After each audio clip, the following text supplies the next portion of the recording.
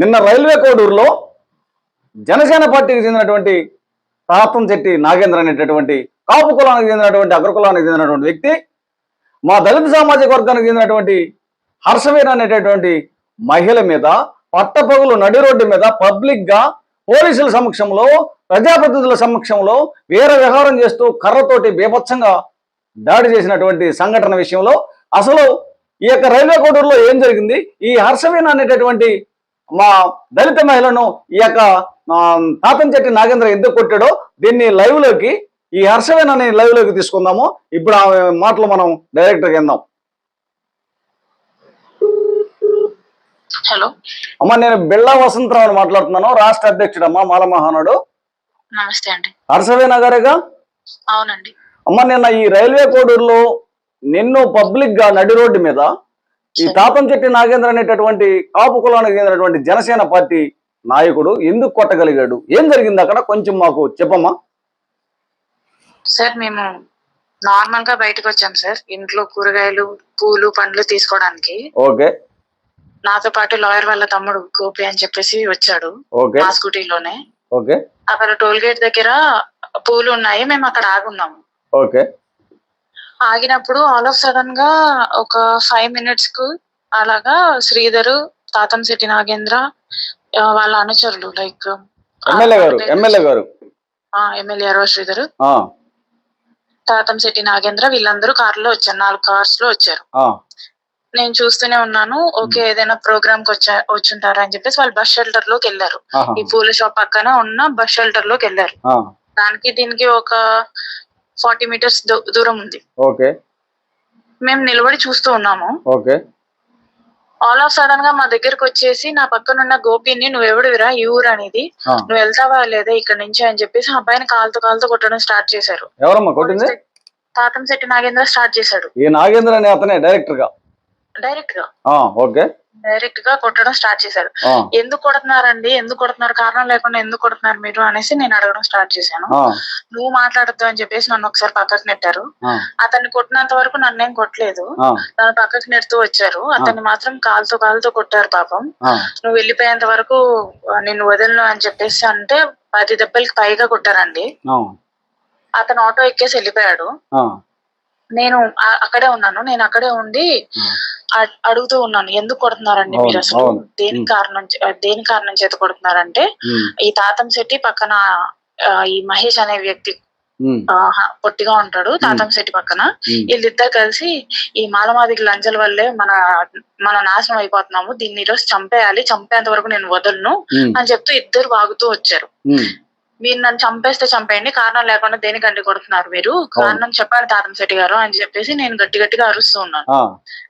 కారణం చెప్పేంత వరకు నేను ఇక్కడ నుంచి లేవనండి అనేసి నేను రోడ్డు మీద కూర్చున్నాను. కూర్చున్నప్పుడు ఆయన ఇంకా ఫైర్ అయిపోయి నా మీద చేతిలోకి కర్ర వచ్చింది.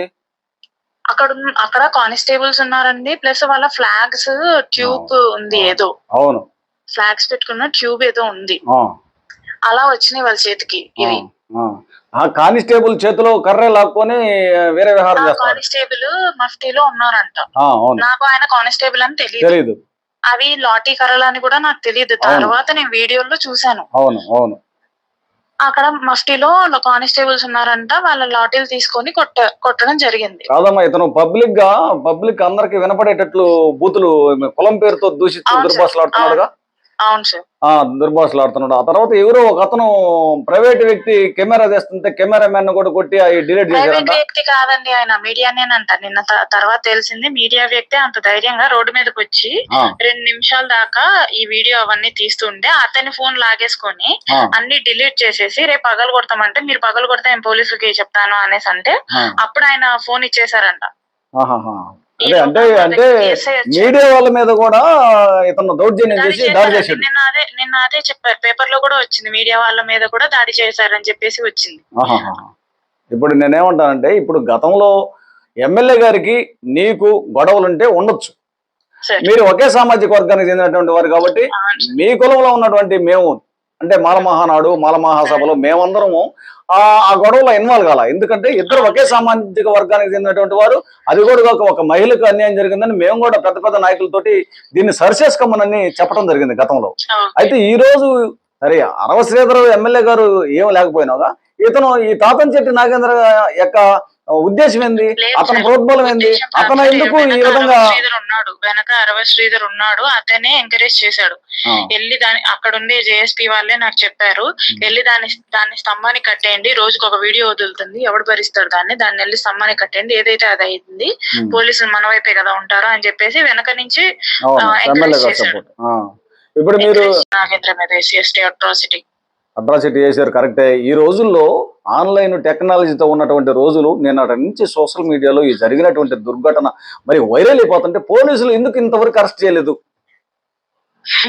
అది వాళ్ళ పవర్ యూజ్ చేసుకుంటున్నారు సార్. ఎవరు పవర్ ఉన్నా కూడా ఇప్పుడు ఒక దళిత మహిళ, ఇప్పుడు దళిత మహిళని అసభ్యకరంగా పట్ట పగలు చెప్పండి, ఇంత దారుణం జరుగుతుంటే పవన్ కళ్యాణ్ గారు ఏం చేస్తున్నారు సార్? అవును, అదే పవన్ కళ్యాణ్ గారే కాదు, ఒక బాధ్యత గలగానే కాదమ్మా. ఇప్పుడు పవన్ కళ్యాణ్ గారే కాదు, ఈ పోలీస్ యంత్రాంగం కానీ మానవ హక్కుల సంఘం కానీ. అయితే నేను ఒకటే తెలియజేస్తున్నా మాలమహానాడు తరపున, ఇక్కడ మాల ఎమ్మెల్యే గారికి ఈమెకి ఎన్ని గొడవలు ఉన్నా కూడా పక్కన పెడుతున్నాను. ఒక అగ్రకులానికి చెందినటువంటి వ్యక్తి మా దళిత మహిళ పైన ఈ విధంగా బేభత్సం సృష్టించి కర్రతోటి వీర విహారం చేసి కొట్టి కులం పేరుతో దూషించి దుర్భాషలాడినందుకు ఒకటే తెలియజేస్తున్నా, నీకు ఆంధ్రప్రదేశ్ రాష్ట్ర మాల మహానాడు తరపున సంపూర్ణ మద్దతు తెలియజేస్తున్నాను. ఏం జరిగినా కూడా నీకు తోడుగా ఉంటాను, న్యాయం జరిగిందాకుంటా. అయితే ఈ జరిగినటువంటి దాన్ని మొత్తాన్ని రాష్ట్రపతికి, నేషనల్ ఎస్సీ కమిషన్ కి, ఆ తర్వాత మానవ హక్కుల సంఘానికి రాసి అవసరమైతే మన ఆంధ్రప్రదేశ్ రాష్ట్ర రాజధానిలో భారీ ఎత్తున న్యాయపరంగా ధర్నా చేసి నీకు న్యాయం జరిగేంత వరకు తోడుగా ఉంటానని ఆంధ్రప్రదేశ్ రాష్ట్ర మాల మహానాడు తరపున నీకు భరోసా చేస్తున్నాను. నువ్వు అధైర్యపడాల్సినటువంటి అవసరం లేదు. అవసరమైతే అక్కడ పోలీసుల యొక్క నిర్లక్ష్య వైఖరిని కూడా ఎండగడతానని తెలియజేస్తున్నాను. నీకు రేపేళ్ళుండి నేను రైల్వే కోడూరు వస్తున్నాను, నీకు కబురు పెడతాను. నువ్వు ఎవరికి భయపడాల్సినటువంటి అవసరం లేదని తెలియజేస్తున్నాను.